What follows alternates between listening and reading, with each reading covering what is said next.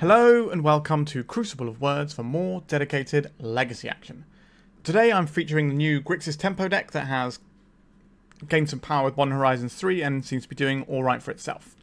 So we are a tempo deck, so we're doing all the things you'd expect. We have a bunch of free counter magic in the form of Daze, Force of Will and even a Force of Negation. We have cantrips, ponders, brainstorms and the Mishra's baubles, which helps us with our delirium, which makes sense when you look at our threat base. We have 4 Dragon's Rage Channeler that love getting delirium. We've got 4 Delver of Secrets, which gives us a nice threat that doesn't play through the graveyard. We have the new card of Psychic Frog. This card is pretty bananas. 2 mana, 1/2. We can discard cards to grow it, and we can exile cards from our graveyard to go flying, and it cantrips when it hits an opponent, which is pretty strong. And then we have 3 Murktide Regent, the big old classic Dragon Daddy that is smashing many games of Legacy and has been since it was printed. So we're not doing anything particularly unusual from a tempo standpoint. I suppose the one of Pyroblast is a little bit unusual, but there is a lot of blue-black sort of dominating the format at the moment. And we have a split of Lightning Bolt and Unholy Heat, so we're sort of erring slightly more towards the Unholy Heat because this can deal with things like Troll of Khazad-dûm. We've got our 4 Wastelands in our mana base. We have the 1 basic in the island, and we've got ourselves some Volks and Underground Seas. We are base blue-red, just splashing for the frog, so we need to be careful when we're fetching these. And yeah, the deck is pretty simple. Lots of little decisions to make, lots of nice gameplay, and showcasing one of the most efficient threats we've had for a while in terms of how this can skew a game. Like this, once this connects like twice, you should be winning the game. And the fact that you can grow at instant speed and dodge removal with it and all sorts is really nice. Sideboard wise, we've got another new card. We've got Harbinger of the Seas. This is a 3 mana 2/2, non-basic lands at islands. So it's kind of like Mages of the Moon in a lot of ways, but it's turning everything to islands. Now this isn't obviously going to be very good in some matchups, but in other matchups it's going to be great. So this is going to be a thing we board in for a lot of these land style matchups, whereas a lot of decks have Blood Moon can board it in against these sort of slower controllier decks, which we could do, and we'll see if we feel like that's a thing we need to do. But yeah, it's an interesting new card to give a whirl to. We've got another interesting one you don't see very often, Carnage Interpreter. So this is a 3 mana 3/3. When it enters the battlefield, discard your hand and investigate 4 times. So effectively this can draw you 4 cards if the game is going on long enough, which is the sort of game where you're going to be boarding this in. And when you've got 1 or fewer cards in hand, it's a 5/5. So quite a chunky creature that allows us to sort of pull back into a game in a sort of slower matchup where we need more card advantage. Then we just got a bunch of stuff that is not really a surprise. We've got, Submerge to bounce the Merit Lage tokens, Meltdown for all the artifact decks, Grafdigger's Cage for graveyard decks, some more counter magic for like combo decks like Necro and stuff, some Pyroblast to blow up opposing Murktide Regents, and a Counterbalance. Pretty good in the mirror to sort of get all these free counters going, and along with the Bauble and the Brainstorm and the Ponder, we can set up the top of our deck and hopefully suppress our opponent's ability to play the game. And yeah, that's it. Tempo, pretty straightforward, and I'm looking forward to trying out some Psychic Frog in this sort of shell. So remember to like and subscribe, and let's get tempoing. Alright, our opening hand is fine. I'd rather have a threat than a Ponder, but I'm not going to turn away a double Ponder hand. We also have a Force of Negation in case anything gets scary. Murktide Regent, that's something that makes me want to cast all these cantrips and chuck this guy into play. Yeah, these are both very much what I would describe as hits. So I'll take these both. I'm going to save the Bauble for the next turn so we can get a little bit of extra value off of our Dragon's Rage Channeler. I'm not sure if we're playing the Frog or we're playing the Channeler next turn. It depends on what our opponent's doing. I think it's probably better to play the Channeler and then get a Ponder off. Psychic Frog from our opponent. Okay. We're having a frog battle. So we have an Underground Sea on top of our library. We only have 2 Underground Seas in our deck. So am I wanting to use the Mishra's Bauble to mill it away against what is probably going to be a Wasteland strategy? Or do I want to go and fetch now? That's kind of interesting. I don't really want to play this frog into a potential Daze. I think I am going to mill it over. It means we can't afford to mill over the other one. But this means we get to play around Daze. Right, so we're going to have 3 types and possibly 4 here. So we can mill over an instant. We can. So when this Ponder resolves, we will have a 3/3. So I just want a Ponder and a fetch land, or a Ponder and an Underground Sea. Not really what I want right now. I want some sort of answer to this Psychic Frog, I think. So I think I will get any order in shuffle. We could keep the Ponder there. Okay, we've got a Mishra's Bauble again. Get a little deeper. Oh wait, we still need a... yeah, we've got the artifacts in play. That's what's going to give us our Delirium in a second. So there's not quite 3-3 until we fire this off. That's what our opponent's got. Underground Sea. Do I want to draw the card now in case I have some sort of Bowmaster in their deck they can draw to? We know they're not drawing it next turn, actually, because we've already seen the Underground Sea. I think we just want to get a little bit deeper in our deck, and if we draw something like a Force of Will, this gives us more options of what to pitch, so I think I will fire off this Bauble. Not really getting the value off of the looking at top card of the library as much as I'd like, but I think that's fine. No Bowmaster in our opponent's hand. Okay, so we found our Underground Sea. We don't have to worry about milling that over now. Right, so they're attacking. They can pitch a bunch of cards and just trade into our Dragon's Rage Channeler. Is that a fight that I want to take? It's going to get awkward. So we can block here. They'll discard 2 cards and kill our Channeler. So we'll trade this one Channeler for 2 cards for our opponent, but it's effectively like trading for 1 card. I don't think we can make that trade. Alright, our opponent is on some reanimate stuff over there. Certainly leveraging the frog a little bit more than we are. Because they've got some graveyard synergies. Things they didn't really want in their hand. Whereas most of our spells, well, all of our spells are things we want in our hands. Not at all times, obviously, and we will be throwing some stuff into the frog on occasion. But it's not like we're actively building our deck in a way that we want to discard cards like Archon of Cruelty or whatever. A Grief. Yep. I've not seen this art for Grief before. We're going to have a pretty bad time here. So they can take this Force of Negation, then just reanimate the Archon, and then I think that's the game over at that point. Yep. Oh, okay. They're taking the Murktide. That means they're either not going to reanimate now, or they've got a Daze to back this up. Animate dead. So they know we're going to fire this off. I think we have to pitch the Ponder rather than the Frog here. This doesn't matter at this point, because they're not going to cast this unless they have a way to force this through. Unless they've got 2 copies. This isn't really going to do anything for us when our opponent's got that much mana. So they're either going to defeat our Force of Negation on the stack, or they're just going to play another one. Yep, that's probably going to be the game. I don't think we can beat the Archon. Alright, so this is the blue-black Rescaminator deck, which is 25% of the meta right now, because Wizards of the Coast have made a mistake, to be honest. Okay, so what do we want? Grafdigger's Cages and Counterbalance seem pretty handy. We kind of have to have some Force of Negations. Pyroblast is interesting here. Like, it kills Frog, which is really important. But we might need things like Lightning Bolts to deal with opposing Doughty Voidwalkers. How much do I like the Dazes here? So the Force of Wills are kind of annoying, because our opponent is just going to grief our hand and mess with it. It's just really hard to fight on any meaningful axis against our opponent's deck. We don't need these Force of Negations, because the Force of Wills are probably the thing that we're looking to trim here. Like, we need to stop our opponent reanimating, but also against the scam half of our opponent's deck, Force of Wills feels so bad because we're just hemorrhaging cards. We could play a Carnage Interpreter to be good against the scam side of their deck. So if they've shredded our hand, we can then try and gas back up. But this might be too slow for this matchup. I like Pyroblast as a way of killing Frog. But the only problem with this is it doesn't kill any of their big black creatures. It does kill Atraxa though. But I don't think we can board down on these. Or maybe we can. Maybe we can board out a Lightning Bolt for a Pyroblast. Just to have more ways of interacting with the Frog. Does make us a little bit colder to some other things our opponent can jam. I don't think we necessarily have the time to be doing too much pondering here.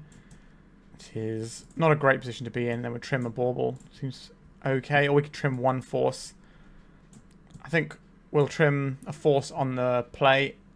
And if we're on the draw, we'd rather have another Force. But it's not going to be ideal.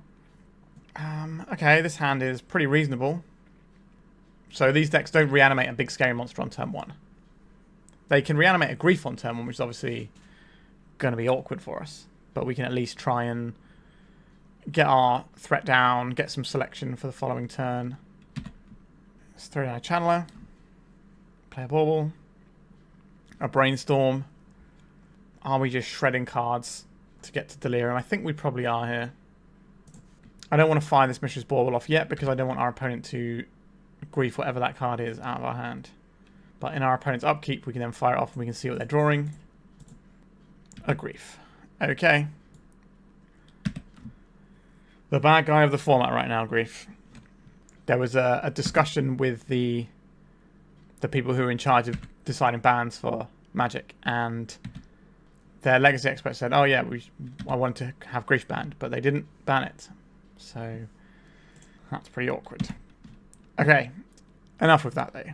We can not really do an awful lot here. We kept a one lander with a Mishra's Bauble, and it's not really getting us where we need to go right now. Find a land this turn, I think we'll be okay. Alright, we did find a land this turn. I think we just want a Volcanic Island here. We need another source before we can cast a frog anyway. This way we can at least cast the most amount of spells in our hand. Let's try a Ponder. Delver of Secrets. No, I think we just want more lands we can play, like the Counterbalance and stuff. Or looking for a Grafdigger's Cage. This is an any order in shuffle to me. Right, we found the land we wanted. Some progress. Our opponent just end of turn entombs, untaps, griefs us, then reanimates, then that's just the game over. That is sadly what this grief deck... okay, so it's not going to be an entomb. Alright. It's just going to be a troll. We can beat troll. We can't really beat an Archon or an Atraxa here, though. Alright, there's a swamp. Grief pitching a troll. I'm going to take a look at our hand. I'm curious what they take here. It might be the Murktide. It does really depend on what's in our opponent's hand. The Counterbalance might be a little bit spooky. I suppose we could trim on Wastelands in this matchup. Wastelands are mainly just helping us pay for Dazes and things. Because our opponent has access to basics. Okay. Let's have an attack here. Now, is our plan to get a Counterbalance going? Or is it to get a frog going? Do we need the selection off of the frog to just sort of draw a bunch more cards and then work out what we're doing with them? Or the sort of card advantage rather than selection? Or do you need the Counterbalance to try and stop our opponent's worst excesses? That's a tricky choice. I think we're going to go get the Underground Sea here. I think I like the frog. Our opponent's got 4 cards in hand. If they have an Entomb here, we have to have exactly a 2 on top. Although we can Counterbalance and get the Surveil straight away. I think we want to set up with a frog. Do you want to set up with a frog? They didn't take the Counterbalance when they had the opportunity. Which tells me they're kind of more worried about our threat side. So I think that information makes me want to play the frog. Alright, Force of Will. Pitching a Daze. Sure. Our opponent's down to 2 cards. An Orcish Playmasters. Alright. That's usually a sideboard card in these decks now. Because the format has changed somewhat. And the frog is just a much better card to have than Orcish Bowmasters. So Orcish Bowmasters is taking the back seat. There's no point wastelanding here. We may as well wasteland in our turn. We could wasteland in the combat step if we think that's relevant, but I don't think we want to do that. It would stop a Murktide, I suppose, but it wouldn't be a very big Murktide anyway. A Daze. Alright, I think we are playing our Counterbalance. Oh, no, I don't think we are, actually. Our opponent isn't playing any big monsters here. I think we just want to get more threats down. So let's get this Dragon's Rage Channeler on the go. We don't need to Lightning Bolt the Bowmaster yet. Let's place Delver. I think because we have the Daze in hand, I would like to fire off this Wasteland. A Petty Theft. Let's see if they float here. They have floated, okay. I guess we lose our Channeler for a turn. And take 2 here. They can't deploy the Brazen Borrower yet. A Brainstorm. It's a pretty good find. What are you going to have a look at? Grafdigger's Cage. I guess I won't reveal that one. We're going to attacks. Get 1 point of damage in with our Delver. And we'll play the Channeler. And then we'll play the Cage. Stop the worst excesses of our opponent's deck. This also gets us a nice selection to try and flip the Delver next turn. Another Delver. I don't think I want that right now. We just want to flip the Delver, attack, and then bolt our opponent out of the game. So this stops our opponent doing any animate dead things. Reanimate's off already because we've got their life total low enough. But it does stop the animate dead. Our Daze is very unlikely to be live unless they just go for this Brazen Borrower. Right, they're holding back the Borrower to attack, because this could end up quite well for us. Come on, Delver of Secrets. I'll reveal this Brainstorm, and I have some damages here. Right, we'll go to attacks. In the sky for 6. Okay, they're just scooping it up. They know we have a Lightning Bolt in hand because they saw it earlier. Do want to do anything differently? I did say that I would do things slightly differently on the draw. I said I would trim a Bauble in favour of another Force.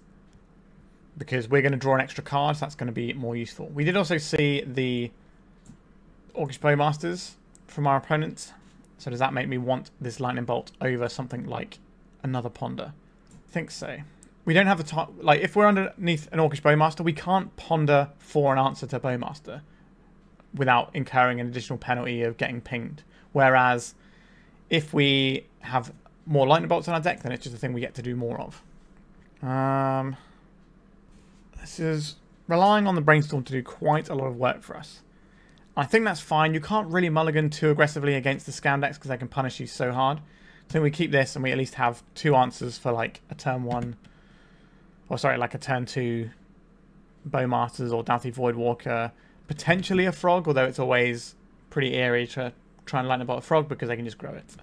Modern Horizons 3 unfortunately did make the best deck in the format of the Rescaminator deck into an even better deck, thanks to the Psychic Frog. Okay, a bit of an uphill battle for us, but you gotta believe. Maybe we should have trimmed one of our Wastelands, but this is just gonna get put back with a Brainstorm. Need to be relatively careful about Bowmasters here. Okay, Psychic Frog.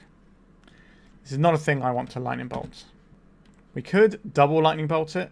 So they got 5 cards in hand. So we bolt it once, they pitch 2 cards. We bolt it a second time, and then they pitch 2 cards. And then they just have a massive Frog that we can't really deal with. Okay, I think we're just going to do a Brainstorm with a fetch land next turn. I don't really want this island. Track this. I think we get an Underground Sea here, because we want to be able to fetch for a red source here. Let's Brainstorm. Unholy Heat. That is something that is more reliable at killing the Frog. But we've got a lot of stuff we're not really in the market for. So we'll put back the island and the Wasteland here. We can crack this. I don't really want to Lightning Bolt into this Frog. I'm going to get some Frog Supremacy. Right. So threat's already ticking up and drawing them some cards. Another Frog. That's a bit of a spooky one. I'm going to crack off this Wasteland as well. They are. Am I wanting to fire off a Lightning Bolt at one of these guys? I could fire off an Unholy Heat, but that's just going to be like making our opponent discard 1 card. If we fire off a Wasteland, fire off a Lightning Bolt here, they're just going to discard 2 cards, but then we can maybe kill the other Frog. Oh, how are we supposed to get out of this one? Do we need to Brainstorm now at their end step? I think we probably do. Yeah, the Frog is a bit too good. This is a bit of an ugly one. We could just drop a Murktide Regent. If we're doing that, we're probably not keeping either of these for now. It's not going to be a very big Murktide Regent, but it's what we've got. We need to get something on board here. Otherwise, we're just going to get buried by the Frogs. No Force of Will from our opponent, or Daze or anything like that. So if we block here, our opponent pitches 4 cards. How are we supposed to beat this Psychic Frog? Are we just taking the damage and then next? We can't let them draw 2 cards. I think this game is unwinnable. As soon as they connect once with the Frog, we just can't win this game. And we can't really kill the Frog. Yikes. It's just like Dreadhorde Arcanist, but actually attacks a really huge amounts of damage. That's kind of how it feels. I've luckily dodged this Blue-Black Rescaminator deck quite a bit in recent leagues. So I was about due to run into it and get absolutely pasted. Yeah. There's just no good options available to us here. I probably might have boarded lower on their reanimation package as well. An Unholy Heat doesn't do anything for us here. Okay. We've got a Brainstorm. Do these cards do anything? We've just got no way to beat our opponent's board. Yeah. Yeah, Psychic Frog is a bit too good as a threat, I think. It just immediately puts you so far ahead. Yeah, we can't really get there. We needed to find our Pyroblast is the only thing that really does it for us here. So maybe we're supposed to board in more Pyroblast to deal with the Frogs. We did board in one of extra one. I think we have 1 more in the board. No, we have 2 more. So we could have boarded in some more Pyroblast just to deal with Frogs. Then if we get caught under Bowmasters instead, it's kind of what removal are we keeping in, and it becomes a little bit awkward. Alright, let's go to round 2. Alright, we've got Delver with this hand that we can set up with the Bauble and get 2 looks at it. That seems reasonable to me. We are on 1 lander, and we do have this bonus Murktide that we don't really want, but we have a Brainstorm that can shuffle it around. Let's get Delver going. and play the Bauble. So we fire this in our opponent's turn, at targeting ourselves, so we know which way to stack the triggers of the card draw and the Delver, so we get 2 chances at flipping. City of Traitors. Alright, our opponent's going to be doing some sort of stompy stuff. Or like combo-y artifact stuff, maybe, where they play in like jewels and things like that, maybe. Playing the City of Traitors on 1 means that they either have only 2 City of Traitors in hand as lands, or that's their only land. Have a look at our library. It's a Brainstorm. Okay, so we can stack the Delver trigger to go and resolve first. So we put the Bauble on the bottom. Delver will reveal the Brainstorm. And we've got our clock. If my opponent's going to play a City of Traitors and do nothing off of it, you can be pretty sure that I'm going to cast play a Wasteland and activate it here. I think we're still going to Brainstorm first here. We do just want to start putting some cards into our graveyard for Murktide. Okay, I think we're just going to put the 2 Murktides on top. And I think I will still Wasteland over getting the Channeler here. Makes our Daze better. Alright, we've got an Island Saga. So this does feel like the dual deck. The coveted dual.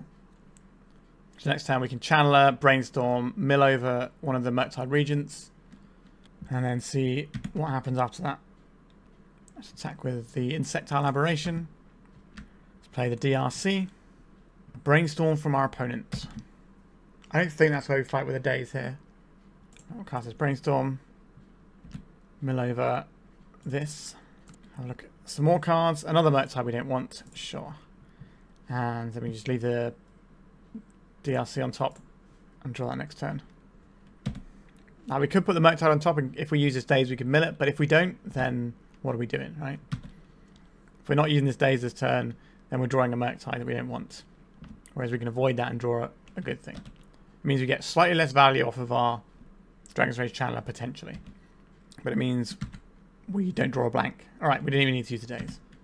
I think we're bash for 6 here. We know there's a Murktide on top we don't want, so we're just going to crack this Polluted Delta and get ourselves a Volcanic Island here. Play out the Channeler. I will cast this Brainstorm now. I'm more likely to want access to Red Banner, yes. So we're going to fire this off because we have lightning bolts and things that may be useful. This casts both of our 1-drop threats. So we could just put a Delver in play, but we have lethal anyway, so we don't need the Delver. We're just looking for a little bit of counter magic to see us through our opponent's next turn. I'm starting to think our opponent might be a show and tell deck. Okay, we don't really need a Murktide anymore, so we can put that away. And we can put away this island. Let's cast this Ponder. Just dig in towards another piece of counter magic. We're seeing a lot of cards this turn. Right, so we're going to put these cards we just put on top into the graveyard off of our Surveil triggers and get 3 fresh looks with our Ponder. Alright, this is in any order in shuffle. An Unholy Heat. Okay, we have 1 piece of interaction. Let's hope that's enough to deal with whatever our opponent's up to. Does feel like a show and tell list. There is a show and tell. We have a Daze. Does that matter here? If our opponent's doing sneak attack things, then yes it does. A lightning bolt could be useful here if we don't die immediately. If they recall us, I think we put this on top, which allows us to bolt our own creature through an Atraxa if they put one of those in. If they put an Emrakul in, we just have lethal anyway. If they put in an Omniscience and cast Emrakul, then we're dead anyway. So the lightning bolt allows us to play around one of the things that our opponent can do. Or 2 of them even.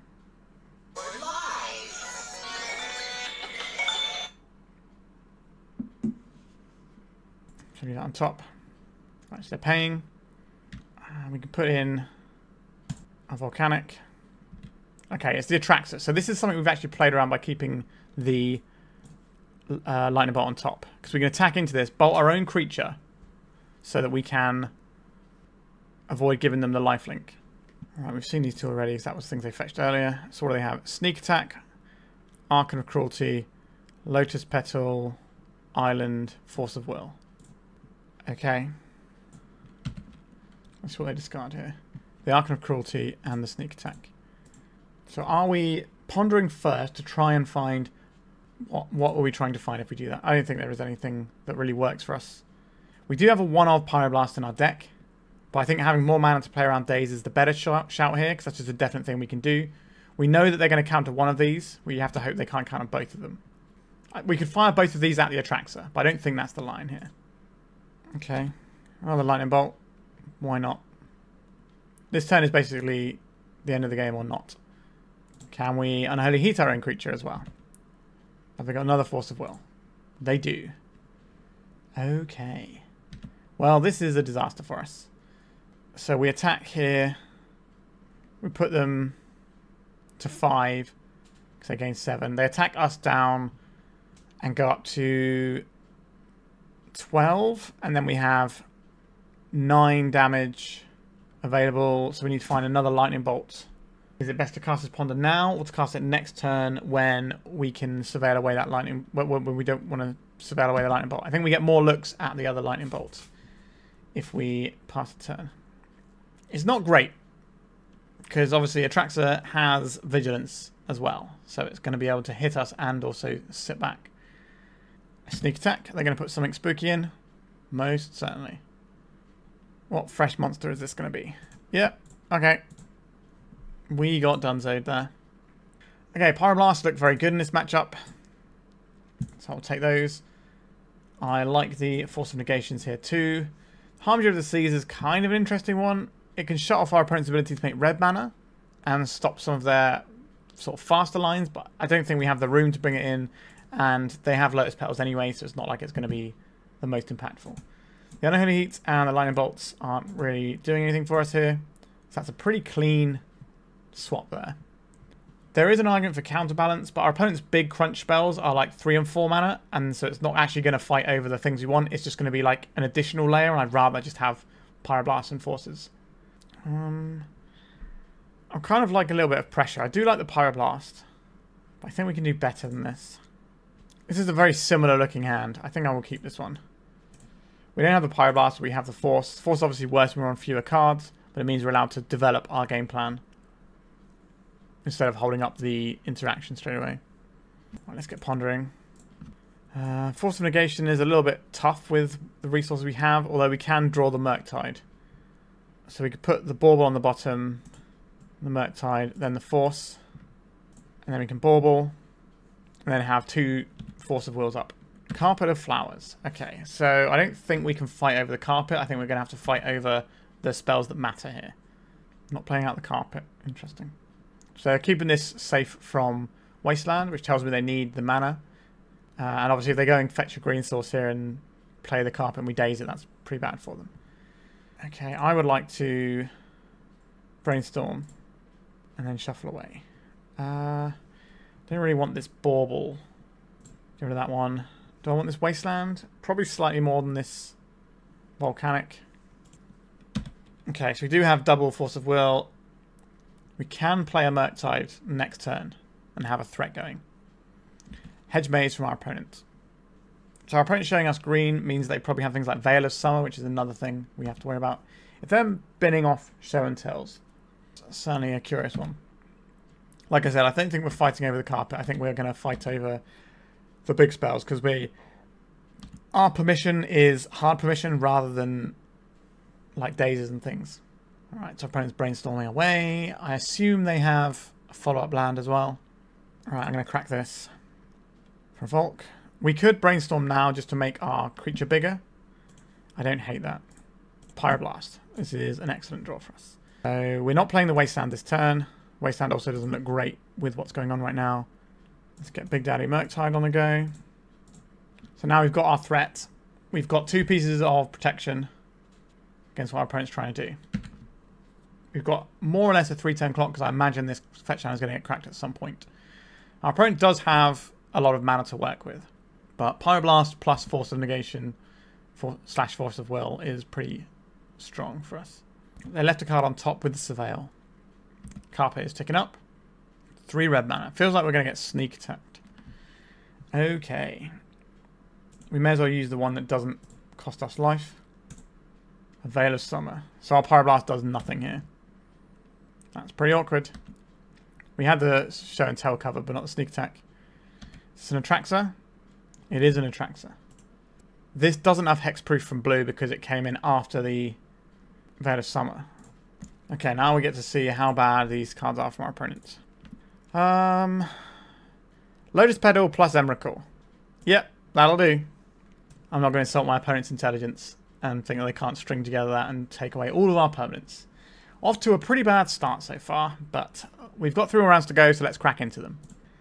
Okay, we've got like a classic channeler with Daze back up and then do some other bits and pieces along the way. This seems fine to me. Mox Diamond. Okay, maybe we're not going to be that fine. Lands is quite a scary matchup. Oh, Shuka, this is the Lands Nadu deck that I played the other day. I played against the other day. I haven't played it myself yet. Well, I think it's more important to get the channeler down, so they do get a chance to eat my land here with Wastelands and things, but we need to get a threat going. We can try and Daze this Nadu if that's what they play. I think if they have a Nadu, they're quite likely to jam it. Because why wouldn't you? There's a Wasteland. So they value Construct or attacking our mana. I think they probably value Construct more as a general rule, because Delver decks are pretty good at finding new lands with cantrips and stuff. It can like slow us down a turn, but it's not going to wipe us out of the game until they have multiple Wastelands, as expected. So I think this is play a Delver and then cast a Ponder. A Force of Will. It's probably not really going to do what it needs to do at this point. Although it can stop something like a crop rotation. That's not really what I'm scared of right now. I think we're just going to bin this off. If we can find a Bauble, we can ping the channeler up. It really wants us to have a Force of Will. I don't hate the other land though. I think we'll put Brainstorm on the bottom, then the Underground Sea, then we'll take this Force. I'm not in love with it by any stretch of the imagination. We can't attack into this as a Saga token, but yeah, like this means that the Daze is now probably going to be Force of Will bait, or fodder even. A Construct, sure. This is going to be a 5/5 this turn if they just go straight into Construct Town, which seems like a pretty potent thing to be doing. We obviously get more tools against this in the sideboard. We've got our blue Magus of the Moon type card. We've got our Meltdowns. Those will all come in quite handy. Soul Guide Lantern. So they can... Interesting, they've gone for Force here. If they're trying to keep us off Delirium, it's usually better to go for the Sorcery because there's fewer sorceries in the deck than instants. But maybe they're playing around something weird like the Phoenix, which comes back based on the CMC of the things you exile. Or they're worried about something getting counterspelled. We didn't flip our Delver because we kept the Underground Sea on top. But I think having the land to play the Psychic Frog is going to be the much better play here. Right, go Gadget, Psychic Frog. Can we flip our Dragon's Race Channeler? That is the question. A Brainstorm, we chuck that back. Flooded Strand, Lightning Bolt. This doesn't feel like a game where these are the cards that we require. So this is in any order in shuffle for me.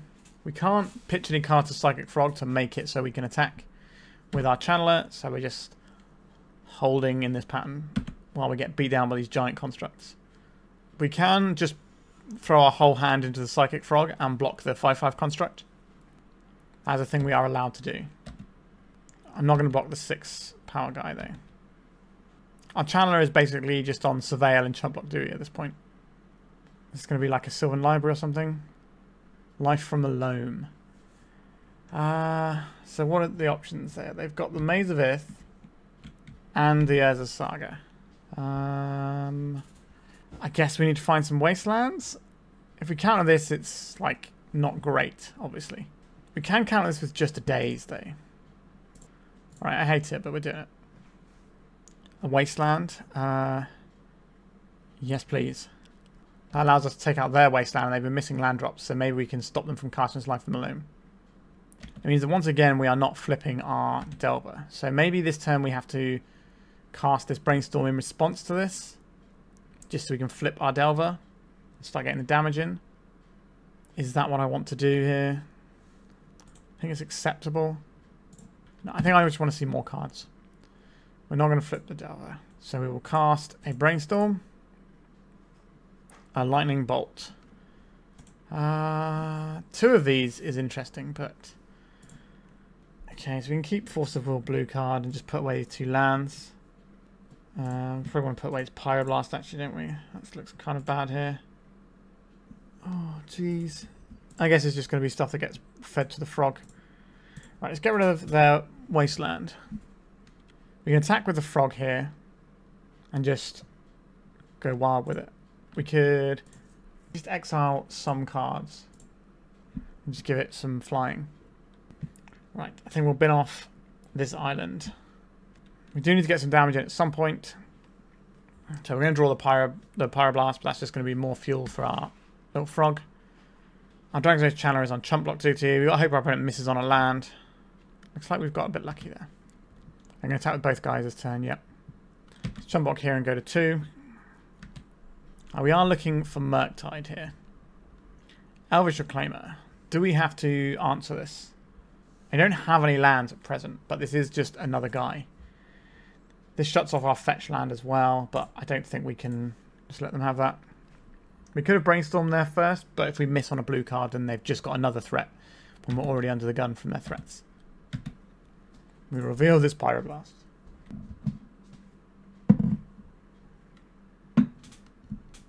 They are exiling our Graveyard. Well, we have to keep our Psychic Frog on blocks anyway. So is there any point in exiling these now to keep it flying? I don't believe there is. So now if they attack, we can actually kill both of their creatures. Because we can put 3 damage on one and then kill the other one. And then there'll be less constructs around, so the 3 damage will be enough to kill their construct. So we kind of are at parity if our opponent doesn't find anything. But at least we got this Pyroblast, right? A Dark Depths. That does not tap for mana, so they can't dredge this Life from the Loam just yet. Let's see if our opponent's done the same maths I've done with the... It's going to be like a Crop Rot, a Green Sun Zenith for a Dryad Arbor. Okay. I don't believe they're attacking here. We want them to attack. That'd be great. Please attack. They did not attack. Okay. They also have just a 1/1 threat off this Dryad Arbor, which is enough to kill us if we don't draw a threat. We've drawn a threat. Kind of just sat staring at each other for a little bit. But our opponent has the inevitability of Life from the Loam, which they can now start casting. Which should ruin us in pretty short order. But we couldn't attack there because if we do, they kill us with the Arbor. But if we don't, then they get to Life from the Loam. So it's just not a great situation for us. And a Mox Diamond. They've got plenty of lands to pitch now. It grows their constructs. Maze of Ith. Okay. Trade our entire hand to kill this with the frog. Then what happens next turn? The other option is we trade one card, the Delver and the frog, but we definitely can't do that. We have to trade one creature for one creature. I don't think we can just chump block here. I think we have to use our creatures in a way that gets theirs off the board. I'm not a big fan of having to do that, but I think it was a thing we had to do. Don't think chump blocking gets us where we need to be. That's not very helpful. If they attack with just the construct, they can kill both of our creatures. If you want to trade and take this construct off the board. But the issue I have is this Life from the Loam is going. There is another Urza Saga just sat in their hand, ready to go. Feels very, very tricky here. We needed a Murktide Regent level threat that could just sit there and threaten to gobble up construct tokens. Nadu. Yep, our opponent just gets to absolutely pop off here. This should be enough. Yeah, so they get to draw 6 cards here. I don't think we're coming back from here. I think we can just scoot that one up. They probably get to make Merit Lage as well. Their end game is just way more powerful than anything we can do. I would like Meltdowns. You know what I would like is to get rid of this Pyroblast from my deck. The Submerge and the Harbinger of the Seas feel like the cards we're after here. Force of Negation just strictly better than Force of Will here. I think I will cut the Force of Wills and just keep these Force of Negations in. Daze looks pretty rubbish here as well. If we're already doing this, are we cutting the other 2 Daze in favour of just Force of Wills? Just to stop like a random crop rotation that threatens to win the game. I think that's reasonable. Right, I'll go in like this. Well, we're going to mulligan this, it's got no lands. Just a perfectly serviceable Delver hand. One of these cards got to go back. Probably the Lightning Bolt. It's the least impactful. So do you want the selection or do you want to have a threat that's more likely to go off. I think it's the selection here, but I think it's close. We don't crack the Bauble immediately either. We can use that for the Delver next turn. Ponder. No, we just want to surveil and get our Channeler ticking as quick as possible. We don't use this Bauble, we'll use it next turn for our Delver. A Wasteland, sure. That's a pretty threatening card right there. I think we have to go and get ourselves a basic island here. Because at least we can cast these other spells of our opponents on a Wasteland heavy draw. Right, so we need to Bauble ourselves in our opponent's end step. Wooded Foothills. I don't believe our opponent has an expiration unless they've drawn it this turn, because they would have just played it last turn into the Wasteland. Unless they were really worried about Daze. An Elvish Reclaimer. That is the sort of thing I would like to Lightning Bolt. Let's have a look at the top card of our library. It's a Delver of Secrets, so we want to stack it so we draw the card first. Scalding Tarn. Okay. That wasn't really the one, was it? I think we might have to Brainstorm. Looking for a Lightning Bolt here. We found the Lightning Bolt. And the rest of the cards here are also pretty good. Put them like this. If we want to keep... How much do I value this extra land is the question. We could just put the Delver on top and then surveil it away. That's pretty reasonable. So we could put Brainstorm and then Delver. Or we could put Scalding Tarn, then Delver. Or Volcanic Island, then Delver. No, we definitely want to put the Delver in the graveyard, don't we? So I think we do it this way around. Play this. We bolt this guy. And then we use the Brainstorm in the upkeep to get rid of the card. So that's kind of like drawing an extra card that way. Instead of just putting the Brainstorm on top to flip the Delver. Yeah, so you've got lots of different types for Delirium in our graveyard. So that we can reliably Murktide without losing our Delirium perhaps. But that's not a thing we get to do anymore. Right, our opponent only has one green source over there. So with this trigger on the stack I will fire off this Brainstorm. We'll surveil away that card we don't want on top. Unholy Heat isn't great here. I think we'll put them like this. Reveal the Brainstorm to the Delver. So we have a choice with this Wasteland. Are we messing with our opponent's land here to try and knock them off of colours? Or are we saving it for something like a Maze of Ith? Certainly not a sort of cut and dry. Because the land decks tend to be a little bit shy for coloured mana sometimes. I think we just want to keep the tempo up here. And then waste this. We can't get Delirium here. Maybe we should have kept the Delver that we binned a while back. That's certainly an option we had available to us. But I think just digging towards the Harbinger or towards a Murktide like I was doing made sense. Right, let's snap this off and try and strand them mana-wise. Next turn we can Brainstorm with a fetch land up. Although we know the top card of our library is the Unholy Heat we don't want. And our opponent hasn't played a threat. So I'm okay to fire this off now. It's better than doing it in our upkeep. And we just want to get rid of that card that's on top of our library. If we get stung by surprise Bowmasters, that would be bad, but... Right. No. It's just a plough. Okay, I can live with a plough.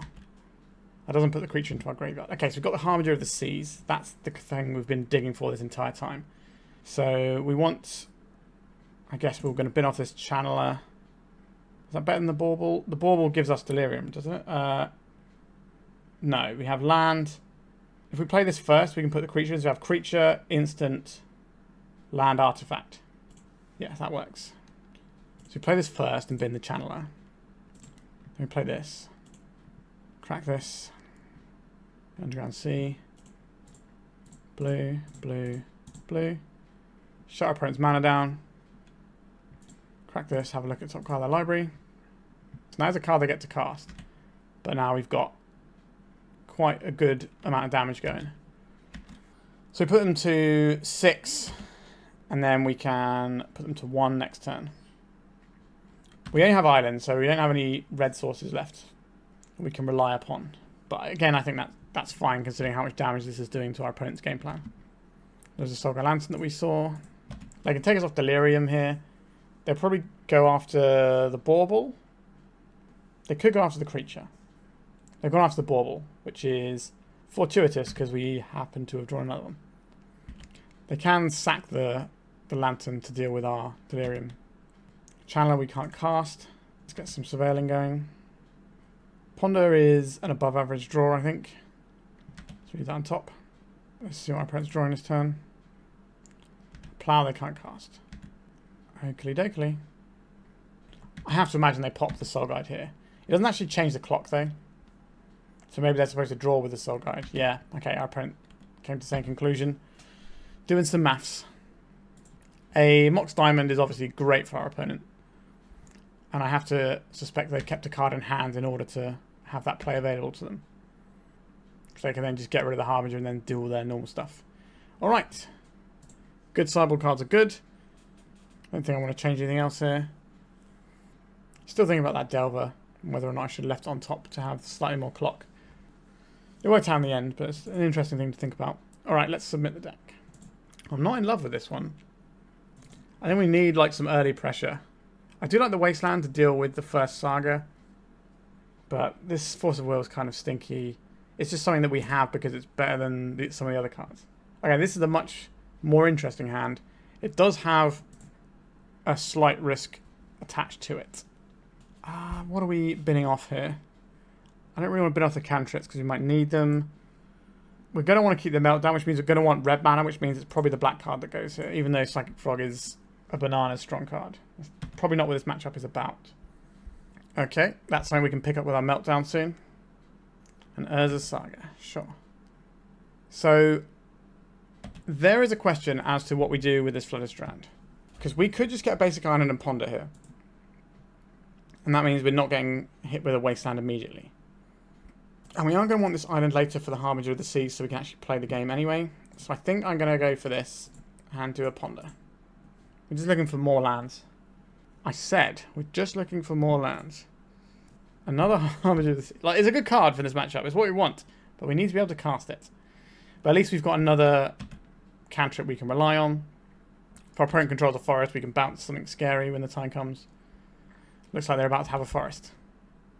Yep, so they're just on the Urza Saga plan, and we can hopefully collapse it with the Meltdown. Alright, this Brainstorm is the game here. If it doesn't find us a land, we don't get to play Magic. Intriguing. Don't think I want this Murktide just yet. And then, what are we looking at? The Harbinger. So we have a really interesting choice here. We can either play this Volcanic Island and deploy the Dragon's Race Channeler. The risk of that is that they wasteland our red source, we don't get to cast the Meltdown, which is huge. We don't play the Volcanic Island here. And then next turn our turn looks a little bit worse anyway. It's a case of the cautious play, or I think we just have to pass here. But we have a really clean answer to what our opponent's about to do. And the way we lose this game is if we mess around and they just have a wasteland. I think it's correct not to play that land there.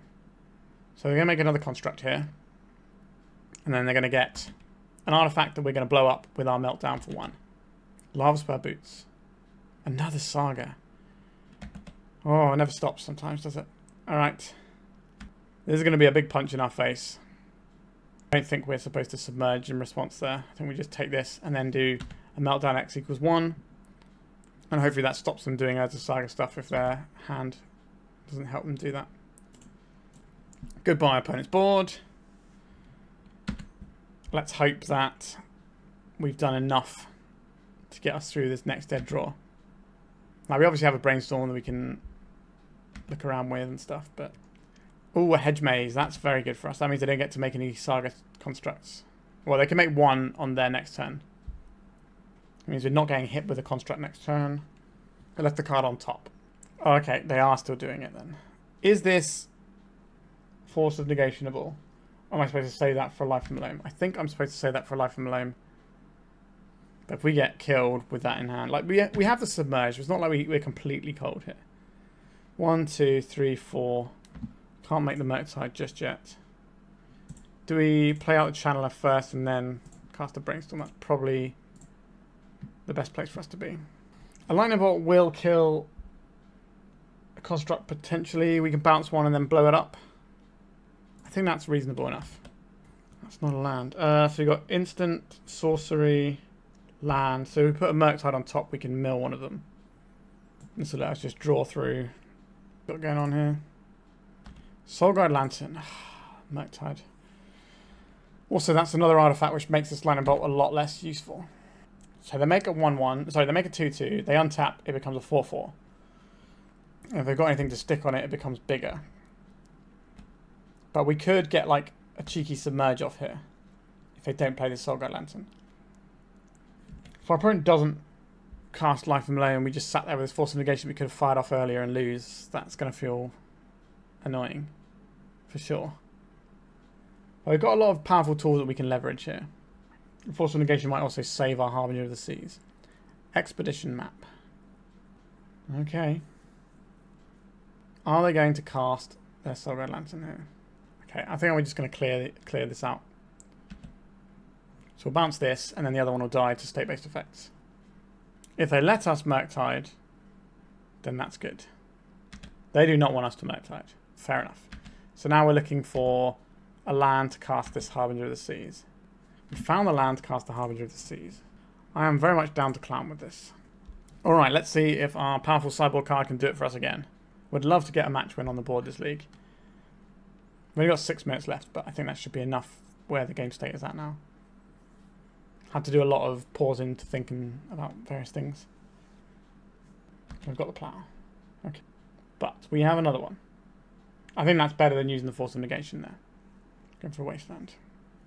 If we didn't draw a land there, maybe we were wrong to not have that Force of Negation. But I think being able to have this lock is going to feel pretty strong.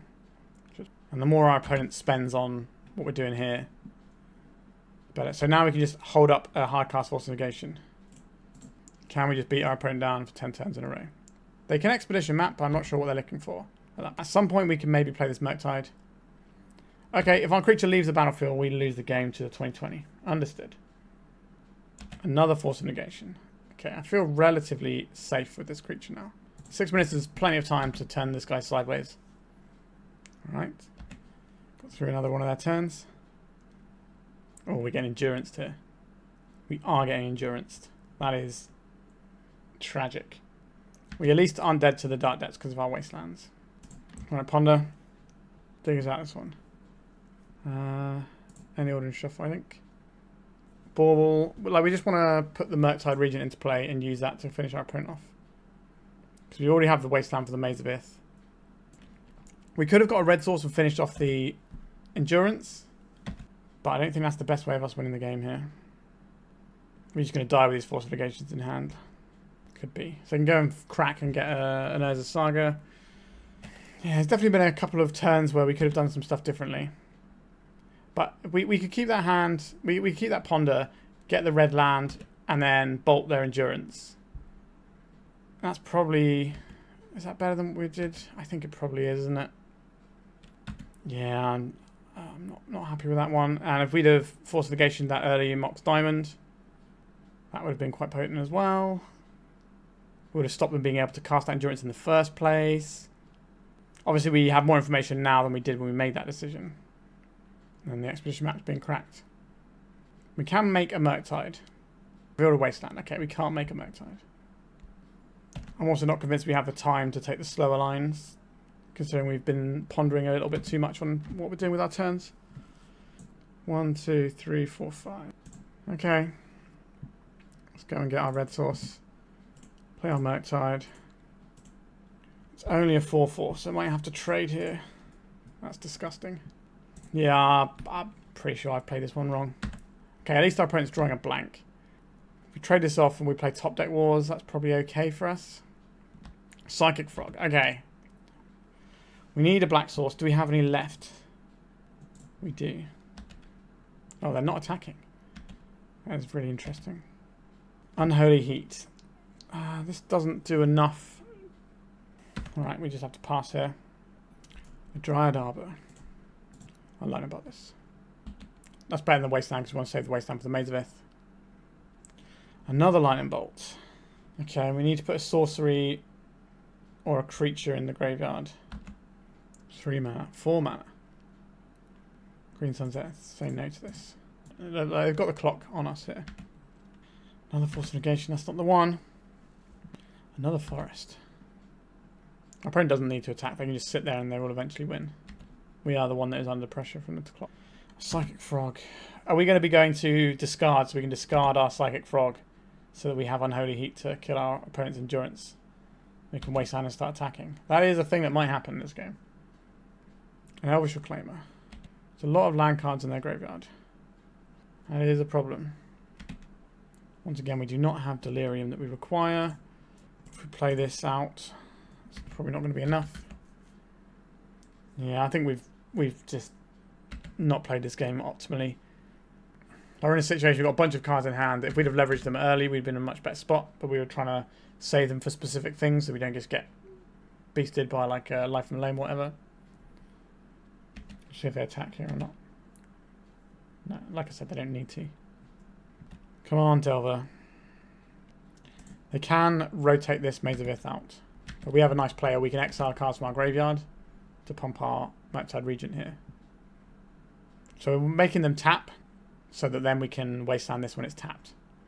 Which means that the Unholy Heat is not a thing we're really going to get to do. Right, so now we can Wasteland this. Our opponent doesn't have the mana to do anything about it. Does our opponent run anything like a Glacial Chasm? We did see the Glacial Chasm in a previous game, I think. Our shield's down as Force of Negation. But we have a plan at least. A Beseiji, sure. Am I lightning bolting our opponent's face? I don't think we need to do that. Although it's kind of efficient for where we're at right now. Mishra's Bauble. It's not the one we wanted, was it? This is probably better to go into the Frog. So we pitch 1, 2, 3 cards into the Frog. This is fine. So we're going to exile some cards in the graveyard. This. Is it Glacial Chasm time? It is Glacial Chasm time. I'll fire this off in our opponent's turn. We've got 1 minute. I don't know if we're going to be able to win the game at that time. Just go to Delver. Let's see some rotating away here. I don't think we can win this in 36 seconds. Alright, I think we made 2 errors in that definitely impacted us and probably cost us the game. I think not Force of Negationing our opponent's Mox Diamond was a mistake. I was too concerned with this Life from the Lane that never materialised, and I lost the thing that was on the board in the end. So that then compounded the error later on because it meant they could cast the Endurance and block our little lock piece. I think we still had to be attacking with our lock piece because we needed to try and win the game. But if they didn't have the Mox Diamond, we'd have been alright. And once they did that, we could have kept that Ponder, fetched a red source, and blown up their Endurance. And that could have given us the window to beat our opponent down later on. So I think we made 2 errors there, and that probably cost us. So sorry about that, everyone. Having a bit of a rough one. This is 3 rounds in the book, so 2 more to go. Let's see if we can put some wins on the board. Alright, we can keep this one. We've got Channeler with Force of Will back up. A little bit of removal. Seems alright to me. Scrubland from our opponent. And a Thoughtseize. Okay. What is the pick from them there? Like, if they take the Channeler, then we can just pivot onto the Frogs. I think the Frog is probably what they take unless they're in a combo deck or they have a very specific creature they want to actually have stick around. Alright, I'm taking the Channeler. Right, we can just kind of chill out and then have the Frog in a couple of turns. I think the safest thing for our mana base is to play this island out. So we can get the Frog guaranteed next turn. Okay. I'm going to try the Frog. Our opponent definitely could have some removal over there, but we may be protected with the Force. But let's see. Frog is too strong. If we get to actually live a little bit with it and get to attack with it once or twice, then we should be so far ahead. We can put our opponent to bed. Alright, we're getting a cracked fetch in our end step. Could do something like a Bowmasters. Just planes here. And nothing else. Very odd they didn't go for like a Surveil land or something. Cabal Therapy. Well, I'm not going to force of will that. I know everything but Delver, so I can make a pretty good stab at what they want here. I named Unholy Heat. Alright. We have a Lightning Bolt though, which does a very similar job.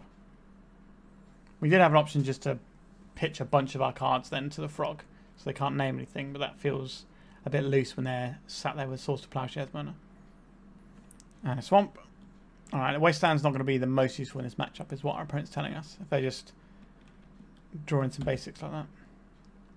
A Ponder. Let's attack and see what happens here. We've got 3 cards in the graveyard if we need to jump. Misty Rainforest. I think I'll just play out a Delver here. And then play out the fetch land so that we can shuffle away a card if we don't like what the Delver has. And then we can just discard cards as Psychic Frog if we need to. The fact that we got to hit with it once is a good sign moving forward. A Wasteland. That's fine. Let's see what Delver has in store for us. I don't really care about Underground Sea. That's weird timing letting us untap with it there. Actually, no, it wasn't tapped anyway, was it? Alright. I don't really want to draw that, so I'm going to crack this for a red source. Don't hate having the Daze here. Gives us something to pitch to Force of Will, most likely. I don't really want to attack him with the Delver. Like, the Psychic Frog can jump, but they've got some, like, Nephalia, the Flash Puppy. Samwise. So this explains why they're going to get what they're going to do with the Wasteland. Do I care about this enough? I don't think I do. I just jump the frog. I do get a Wasteland back here, but we've got another land in hand. So we're going to ponder and set up our Delver. That explains the Wasteland timing a lot more.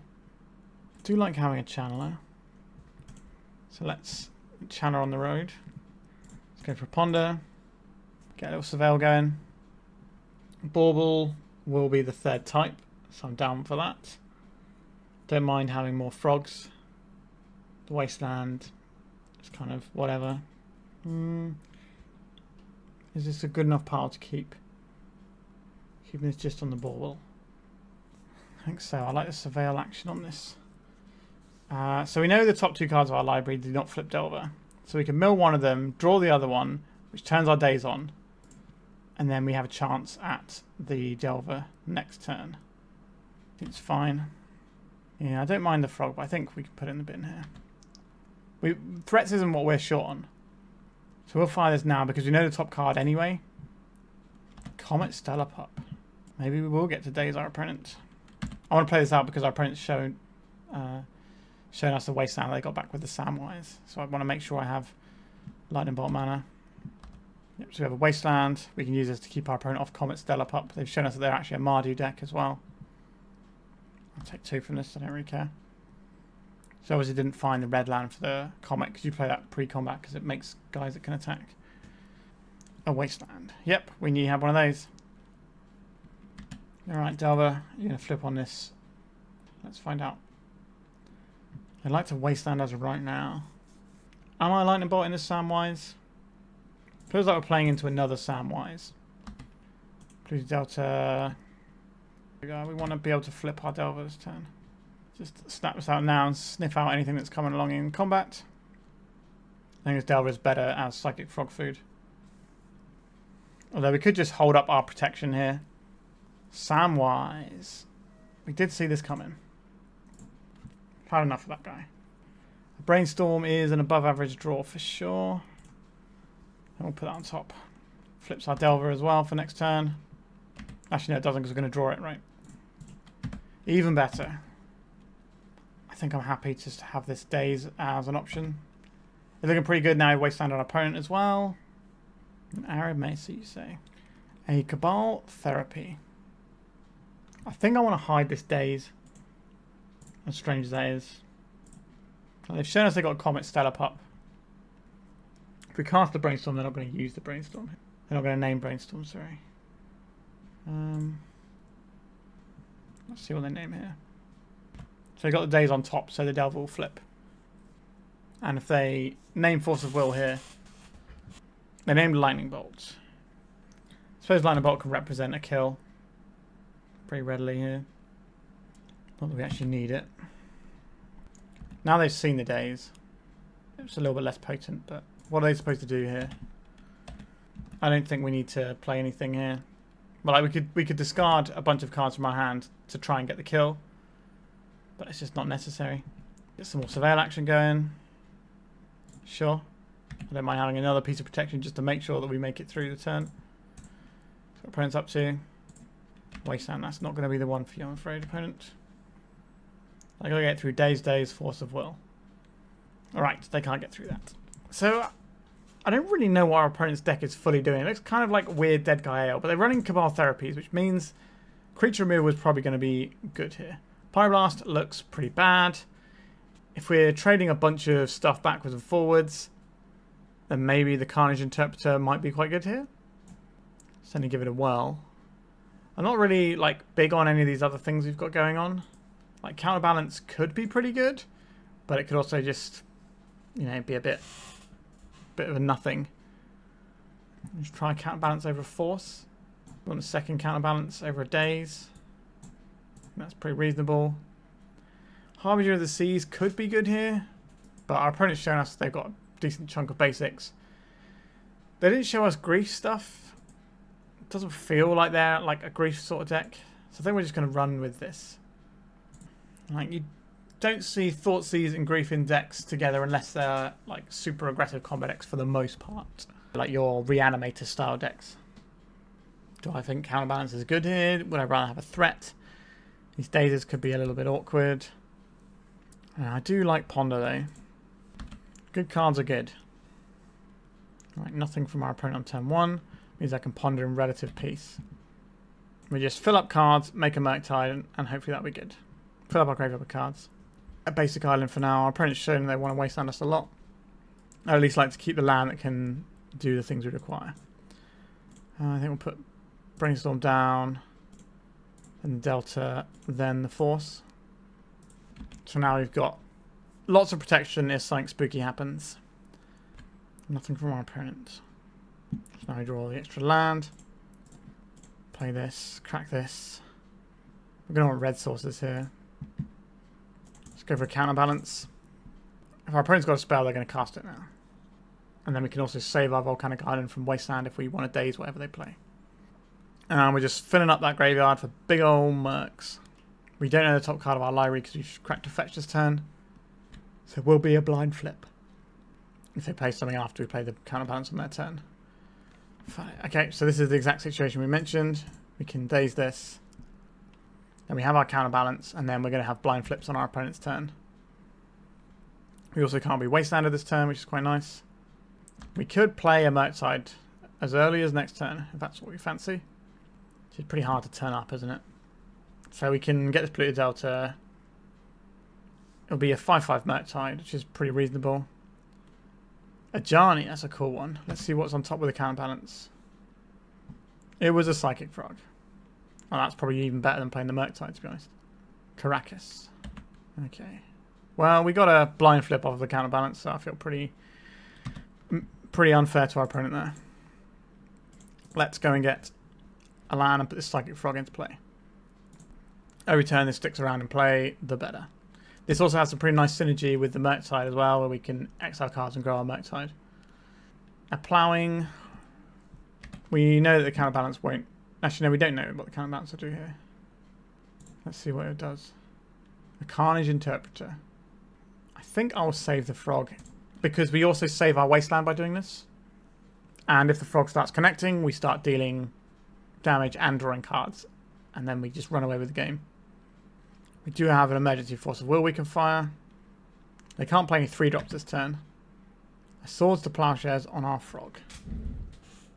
Is the Frog more important than the Murktide? We've got a Carnage Interpreter coming up as well. I do like the Frog though. I think we force this. And we pitch the Brainstorm and just have Frog and Murktide together at last. Like, this Frog can just make up the card disadvantage pretty easily on its own. Another Swords, okay. Alright, you can kill my Frog. That means it's very unlikely they can kill our Murktide Regent though. I think I'd rather save our Volcanic Island from Wasteland effects at this moment in time, because we're probably going to want to do some line of bolty type stuff at some point. We've already played one of our few black spells. Alright, just a cheeky 7/7, and then next turn we get to have 4 card draws saved up. Badlands. We could see something like a Comet here. Which, if it rolls nothing but 6s, then it can just win the game on one turn. What a weird card. A Broadside Bombardiers. That's a pretty strong one. Do we have any 3s in our deck? We don't actually have any 3s in our deck, so I think I'm going to say no to this. I don't want our opponent to know what's in our hand. This does tell them that 3 drops are kind of free. We can't block, so it's got Menace. We'll just take 2. But 7 is a lot more than 2. Psychic Frog. That is worth playing over this Carnage Interpreter, I think. Is it? I think it probably is, isn't it? Although, is it good into the Broadside Bombardiers? Like, anything they have will just dome it. Just drawing extra cards. It's what everyone wants to do. I do play this Volcanic here. My opponent's already got a multitude of things that they want to... Well, they've already got a land that they can Wasteland. So may as well play the other one out. Because if we draw a land, we can play the land and then do the Carnage Interpreter. If we would rather have a land than a counter on our Psychic Frog. I don't really want to discard this Carnage Interpreter to our Psychic Frog. But it's an option. Alright, goodbye Volcanic Island. So now we can draw a land and play our Carnage Interpreter next turn. Whereas if we don't play the land, we can't do that. In comes the Bombardiers. Still one card in our opponent's hand. Ocelot Pride. We got a Ponder on top. You can bet I'll be casting that Ponder. Lightning Bolt, Delver of Secrets. We don't have the red mana for the Lightning Bolts. We could just put the Delver on top. Oh, sorry, we could draw the Delver, have the Bolt on top and flip. But we already have a 2-turn clock, so I think we're just going to any order this one. A Bauble. That is probably better. Just another card here. Let's attack first and see what we're drawing. Now, this could be 1 damage, but we don't need that damage right now. So see what we draw here and see if it changes what we want to do with our Mishra's Bauble. We can take our opponent off of 4 mana to play the scariest things they have. That seems reasonable. We can also see what's on top of our opponent's library and work out what we need to remove.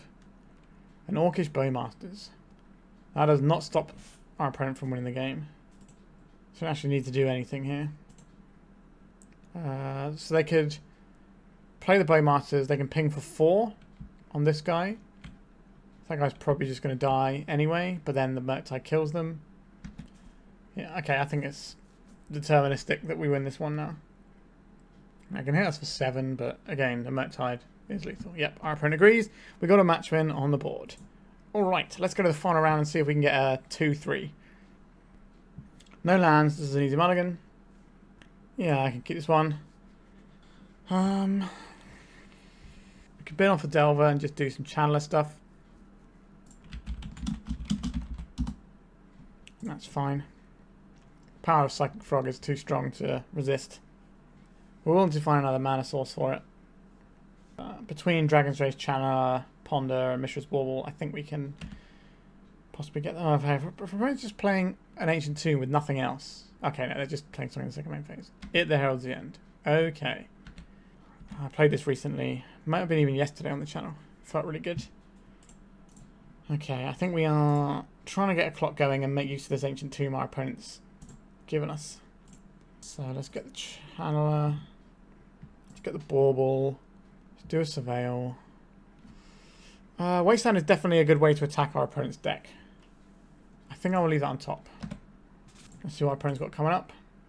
An Eye of Ugin. That is a Thought-Knot Seer coming our way in the very near future. Potentially. We'd like to dodge the Thought-Knot Seer this turn. Cavern of Souls. Okay. Could be like a Glaring Fleshraker, which you have to pretty much kill as soon as we can. There it is. Yeah. This doesn't kill this, does it? That is an issue for us.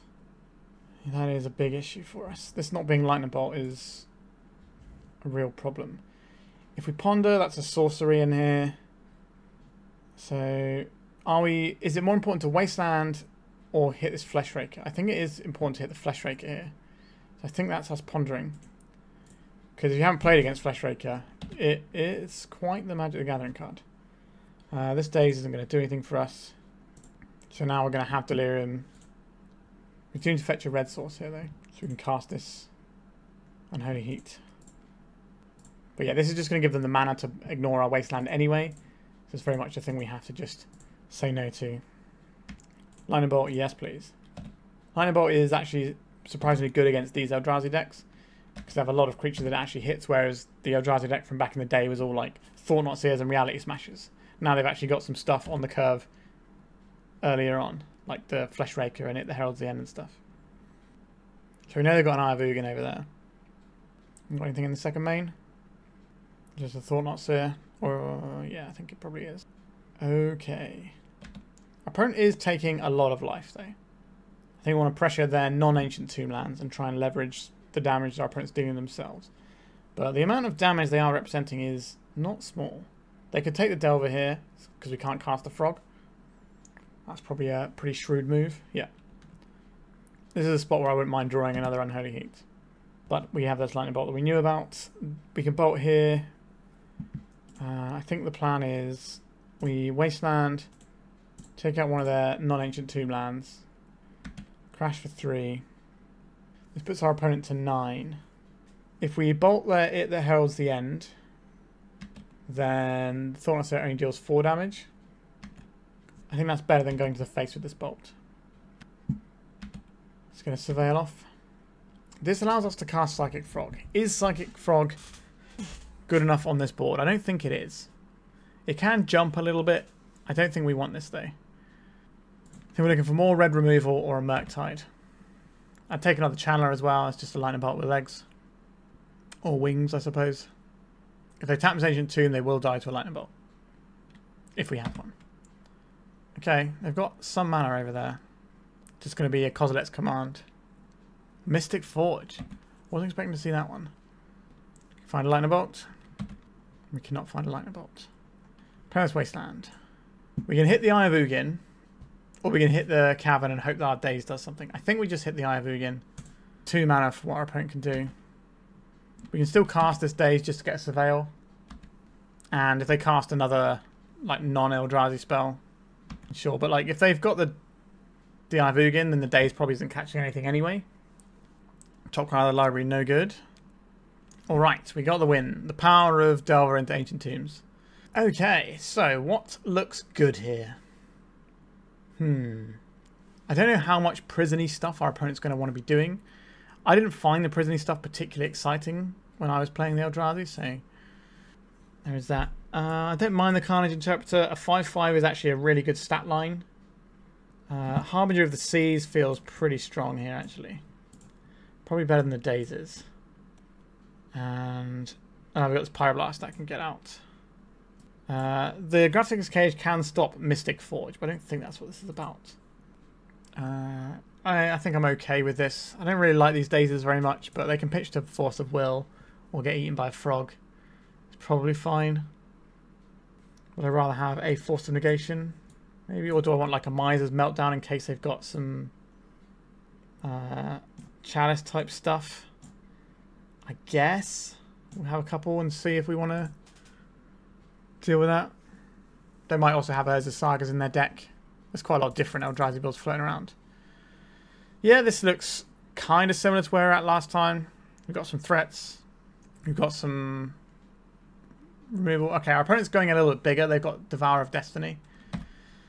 There's a card they reveal and it lets them look at the top 4 cards of their library and exile 3 of them but put the other one on top.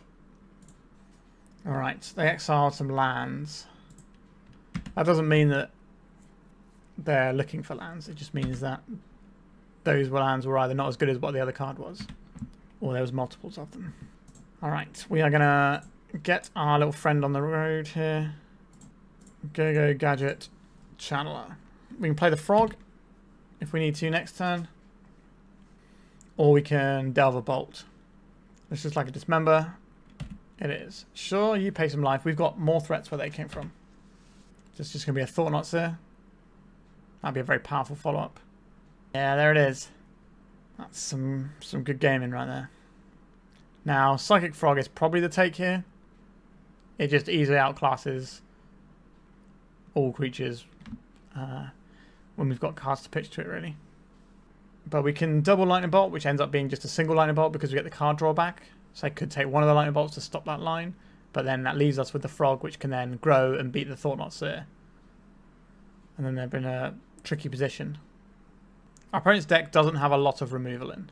Yeah, probably has Kozilek's Command and 3 Dismembers.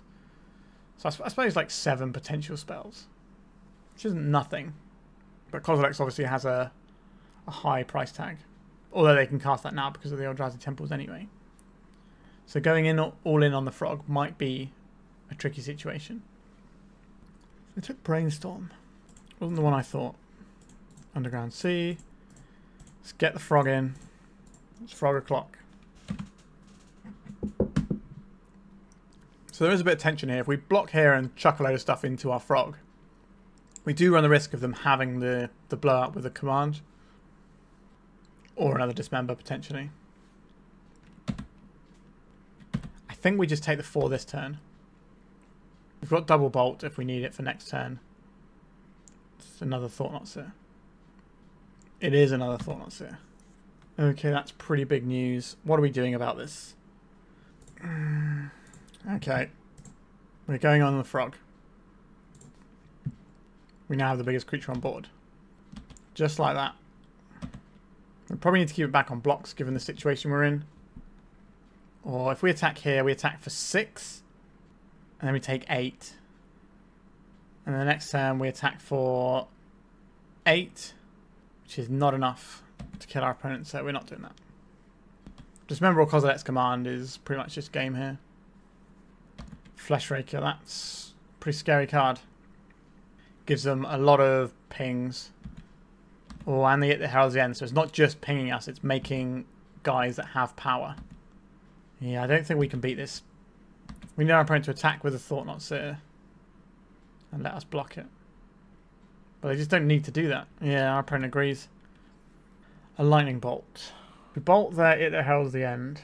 Then they have 8, 9, 10 damage. So we bolt the it heralds the end. We attack for 6. Put our opponent to 10. Next turn, we can attack for... We have to draw a Lightning Bolt for that line to work. Is that good enough?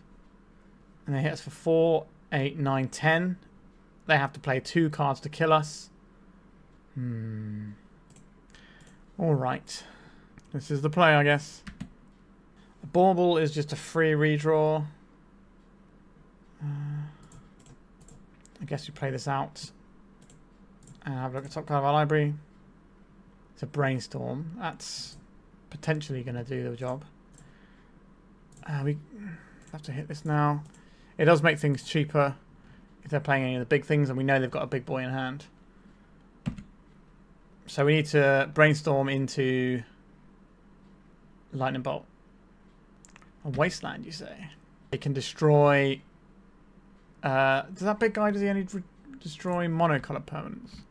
That's 1 or more colours. I see. I think we fire this off now because we kind of have to. Nope. This doesn't win us the game anymore. So we draw one of these. No, that's just the game. Didn't see any sort of things that made me want these meltdowns, so we're going to get rid of them. And I'll have some Dazes back in on the play. That seems reasonable enough. They just immediately like chalice and stuff us them, sure. Harbinger of the Seas though. That's, sure, I will keep this.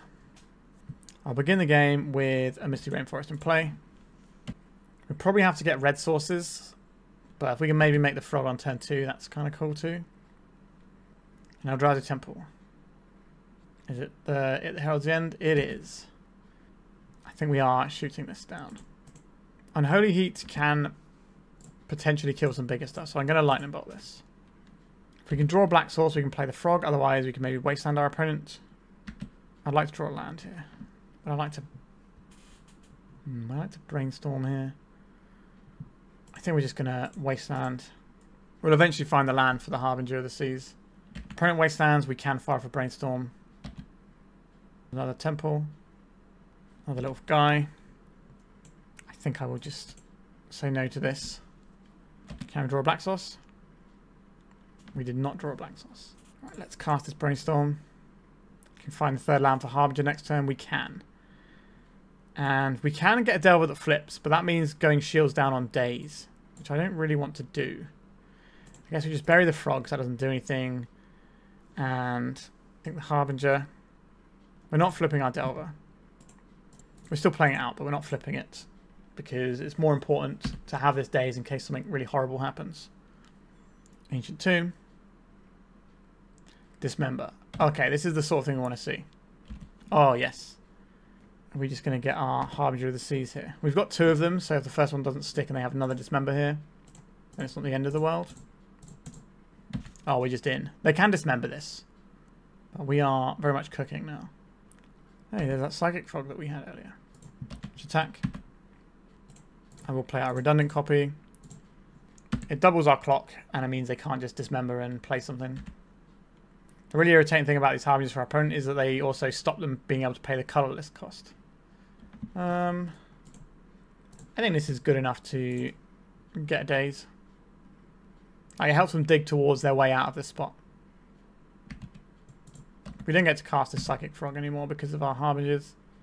But they are doing a real shift over there. 3 turns. That's all we need. Another Mystic Forge. Okay. Daze unlikely to be useful, but there are possibilities. Right, they can't activate this Mystic Forge anymore. Alright, they can, but they are dead on board. Alright, and we got that match in the end. So we finished this league with a 2-3 record.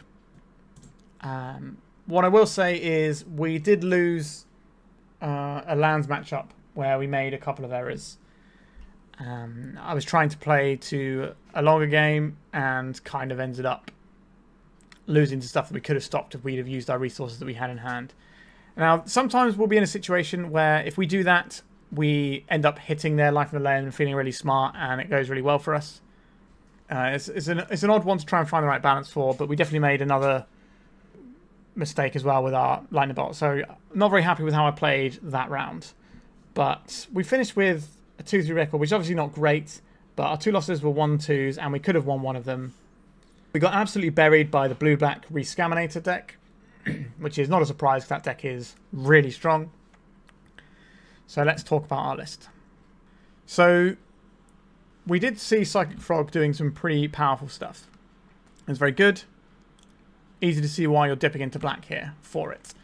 What I will say is the game plan of the straight up Is It Delver deck at the moment, which is the second most played deck in the format, but it's like 8% or something compared to the nearly 25% of Rescaminator. That deck has a lot better mana than we had here. Like, we were finding ourselves in some slightly awkward spots with what we're fetching, and that is just the thing that's going to happen sometimes. I think the game plan of the Is It Delver deck is probably more where I would like to be. That's not saying that Psychic Frog isn't good. Psychic Frog is great. But I think I'd rather play it in like a blue-black or bug shell where you can get a little bit more purchase out of it. I quite like this with Life from the Loam, where you can just absolutely stack the counters on it and stuff like that. Discard cards without having to worry about things. Just having this really nice engine going on is really strong. And having more things to abuse it. So like the Rescaminator deck where it's got, you know, big creatures it wants to put in the graveyard sometimes as well. Or maybe if things are going really well when you've got like some big Atraxa type stuff or whatever. Or if your opponent's hating out your graveyard, you at least have the ability to do the Psychic Frog stuff. Now, we can have our graveyard hated out and then like discard Murktides and Channelers to the Frog still. So we have a little bit of that, but not as much as the Rescaminator decks do. I think this isn't my favourite shell at all for Psychic Frog. I think there's a few shells that are better than it. I think the Bug shell is good. I think the straight blue-black shell looks really strong. And obviously the Rescaminator. When I say blue-black, I mean like the deck we played on Wednesday, I think it was, when it went out, which is like a kind of mid-rangey, value-y style deck.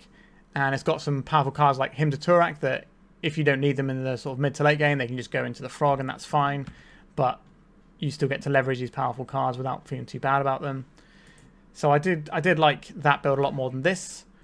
Although clearly like, this deck is just packed full of great cards. And if you play more with this deck and get more reps in with the various cards in here and stuff, like I haven't played that many games with Psychic Frog yet, if I'm being honest. So I don't have the perfect reps in to work out the prioritization and deployment of threats and things like that we're supposed to be doing here. But yeah, it's clearly a powerful thing. I'm not entirely sure that I want a Pyroblast in the main deck. it's kind of an awkward one for Legacy. Like, it's either going to feel great or terrible, and I'd rather have something that I can use a little bit more handily in the main deck in more matchups. I'd rather just have like another Lightning Bolt or something. Or what I was kind of missing was Brazen Borrower. I'd probably rather have a Borrower over this Pyroblast in the main deck. But this deck is clearly good. There's loads of people playing at the moment and putting up 5-0s and doing well in challenges and stuff. So this is very much a deck that you need to have on your radar. Carnage Interpreter we didn't get to do anything with, but it's kind of cool. I like this as a piece of tech. Being able to sort of gas back up in a big way is a tasty thing to do. Would like to see some more of this Devil Detective at some point. There's just different ways of trying to fight around Rescaminator, which is kind of like the big problem in the format right now, where it was a problem, and then they said, we're going to wait for Modern Horizons 3 before we ban it. Then Modern Horizons 3 came out, and they said, well, we're not going to ban anything from it because we're going to see what Modern Horizons 3 does. And now we're just kind of in this pattern where all the stats tell us it needs to get banned, like probably grief. And then also the general feeling of the format is a bit down at the moment. But we're still having a good time. We're playing a lot of leagues.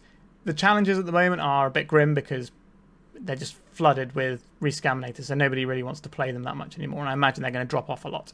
But playing leagues, people are still playing fun stuff, we're still having a good time. That Eldrazi deck, the aggro deck, looks pretty strong. I think my video with that went up yesterday on the channel, so check that one out if you're interested in that deck. And yeah, we are done for today, so thank you so much for watching and enjoying the wonderful world of Psychic Frog. Alright, and please remember to like and subscribe, it really does help the channel out. And goodbye. If you'd like to support me in the channel, please check out my Patreon. It has a free guide to budget Turbodepts as well as 3 tiers of support. A low cost one that enters you into my monthly raffle for a free donation deck on the channel, a mid-tier subscription that gives you access to my detailed Turbodepts guide that is updated every month as well as regular articles, and lastly the higher tier gives you all of the above as well as a monthly donation deck for my channel. If you're interested in supporting the channel this way, please check out the link in the description.